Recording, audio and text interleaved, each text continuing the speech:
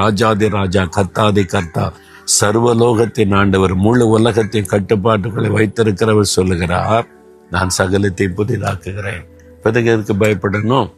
ஏதோ ஒரு காரியத்துல ஒரு புதிதாக்குதல் உங்களுக்கு தேவை, அப்படித்தானே? உங்களுடைய இருதயம் புதுசாகணும், சிந்தை புதிதாகணும், குடும்ப வாழ்க்கை புதிதாகணும், வேலையில ஒரு புதிதாக்குதல் தேவைதானே? ஆண்டவரே நீங்க புதிதாக்குவேன்னு சொல்லி இருக்கிறீங்க, இந்த காரியத்துல நீங்க புதிதாக்கி தாங்க அப்படின்னு ஜெபிச்சு பாருங்க, அந்த அற்புதம் நடக்கும்.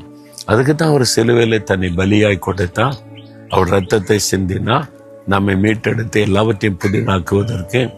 அப்போ இன்றைக்கு நீங்க சொல்லுங்க, எந்த காரியத்துல உங்களுக்கு காரியம் புதிதாக்கப்படணும்? உங்களுடைய பிள்ளைகள் காரியமா, கணவர் காரியமா, குடும்ப காரியமா, வேலையா, சரீரத்துல வியாதி நீங்கி புது பலன் வரன்னு விரும்புறீங்களா? என்ன காரியம் நீங்க மனசுல தீர்மானித்து இப்போ உடைய இருதயத்துல கை வைத்து, இந்த வாக்குத்தத்தம் எனக்குரியது, நான் புதிதாக்குகிறேன்னு சொன்னீங்க, வாக்கு கொடுத்தீங்க, எனக்கு இந்த காரியத்துல ஒரு புதிதாக்குதலை உண்டாக்கி புதுசாக்கி தாங்க, இன்றைக்கு அந்த அற்புதத்தை எதிர்பார்க்கிறேன்.